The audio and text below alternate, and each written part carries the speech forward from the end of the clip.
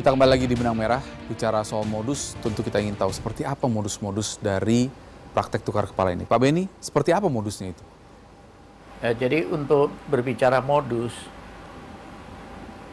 sebagian kami terima informasi itu dari mereka yang pernah kami periksa, apakah itu napi yang kami bond atau kami ambil dari lapas karena terlibat kasus baru, maupun dari ex-napi yang sudah di luar.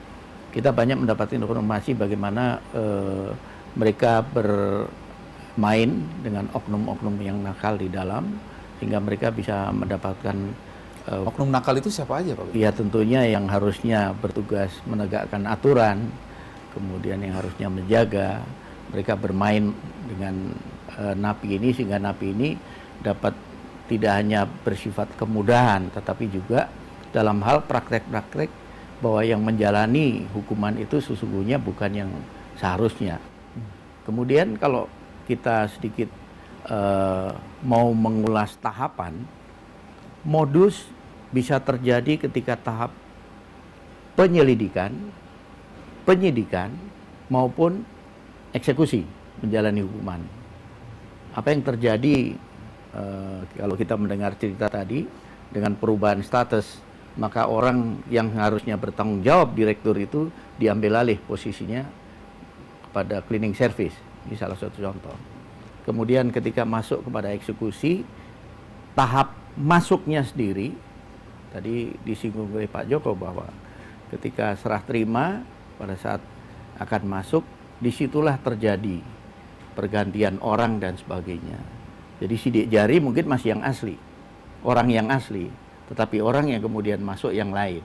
Sehingga kalau bicara rekam sidik jari, orang yang asli, tetapi ketika di cross check dengan orang yang sesungguhnya berbeda. Nah ini tentunya ada permainan sang eksekutor dengan oknum eksekutor dengan yang menerima atau yang memproses.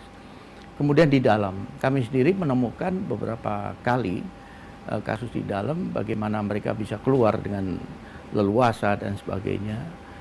Ini juga tidak hanya dalam konteks mereka terlibat kasus narkoba, tapi juga kasus yang lain.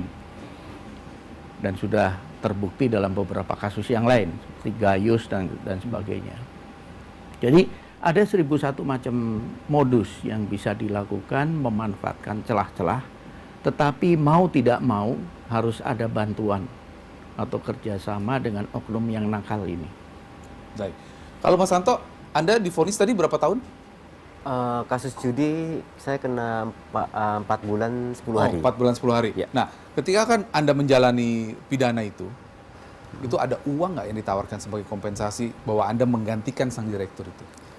Ya karena kita sudah terlalu kalut ya di dalam, pas BAP juga kita harus ngakuin sebagai direktur dan lain-lain, dan kita diiming-imingin uang.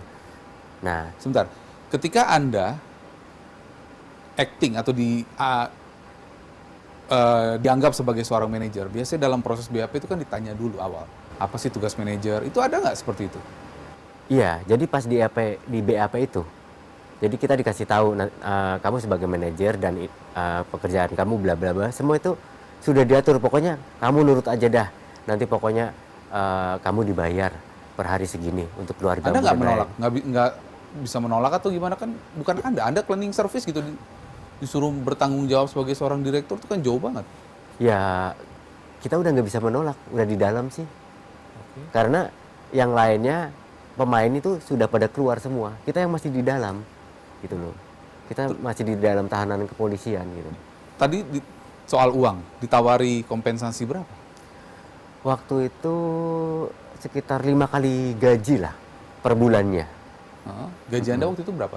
Tahun 98 berarti? Iya, waktu itu satu hari 5.000. 5.000. Ha-ha. Nah, ditawari kompensasi? 25.000 per hari.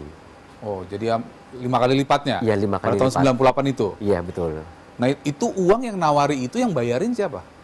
Orang suruhan bos. Orang suruhan bos itu yang punya tempat judi? Iya, betul. Oh, berarti artinya bos Anda mengatur bermain dengan oknum aparat itu? Betul, ha-ha. Mulai dari BAP sampai ke persidangan. Semua itu udah diatur semua. Pokoknya tinggal nurut aja, semua udah diatur semua. Saya penasaran, apa sih yang dikatakan kepada Anda soal uang itu apa? ucapan verbal apa gitu? Ya kita digaji pokoknya 5 kali lipat gitu. Terus suruh jalanin. Anak istri ditanggung gitu? Iya betul. Oke, nah setelah jalanin keluar, Anda kerja lagi atau ketemu lagi sama mereka? Nggak pernah lagi. Kita langsung lepas semua. Pak Joko, kalau kasus-kasus kayak gini, gimana ya lapas bisa mengungkapnya, bisa... Yang jelas yang pertama, bukan tugas kami untuk mengungkap itu. Kan? Jadi kewenangan kami adalah menerima mereka, baik tahanan maupun narapidana, dan kami kalau tahanan kami melayaninya, kalau narapidana kami membinanya gitu loh Pak. Nah Tapi kan jelas orang pada yang waktu salah nih. masuk, kami tidak tahu itu. Masuk pasti atas nama itu dan identitasnya itu. Kalau tadi Pak Beni mengatakan bahwa berbeda sidik jarinya, sidik jari di situ juga Pak. Jadi nanti akan terketahui bahwa sidik jarinya berbeda dengan misalnya dengan waktu pada masuk, dan itu diteliti. Ada undang-undangnya, ada KUHP loh yang mengancam kita kalau memasukkan orang yang tidak sah, itu ada hukumannya, ada tuntutannya. Nah itulah proses administrasinya. Kita tahunya ya beliau adalah direktur tadi sesuai dengan identitas itu, masuk sudah mengalami kalau jangka waktu berapa 4 bulan. 4 bulan mungkin secara proses pemasyarakatan mungkin tidak terlalu bisa efektif ya 4 bulan karena ada 4 tahap di sana sebetulnya itu. Jadi nggak sempat mengalami pembinaan seperti apa PB, bebas bersyarat, tidak sempat mengalami pastinya karena tidak mungkin itu tepat. Itu saja jadi yang bisa. Nah, adapun ini nanti kemudian cerita, kemudian Pak Arnanto ya tadi ya. Iya, Herwanto itu tadi mungkin nggak cerita di dalam ya. Kalau orang-orang yang cerita ada juga cerita seperti itu, saya sebelumnya gini-gini. Tapi kita juga hanya mendengar, nggak mungkin kita akan mengusutnya, membuat mungkin kalau pas ketemu dengan kawan APH yang lain, aparat penegak hukum yang lain cerita loh si A itu katanya begitu, dia tukang tipu itu, nah, itu kan sudah selesai. Baik. Kita nggak bisa lebih lanjut karena kita menerima yang ada pun menerima yang dipalsukan, ini boleh dibilang kita menerima barang yang dipalsukan, tapi masuk ya itu yang kita terima. Ya adanya ya seperti ini, kalau beliau ya seperti itulah. Baik. Sidik jarinya sidik jari beliau Pak, nggak mungkin sidik jari yang asli, karena yang nggak mungkin akan ada pertukaran di situ. Pertanyaannya kemudian adalah, benarkah tukar kepala, tukar badan, atau joki narapidana ini sudah menjadi mata pencarian? Kami akan ungkap saat lagi. Tetap di Benang Merah.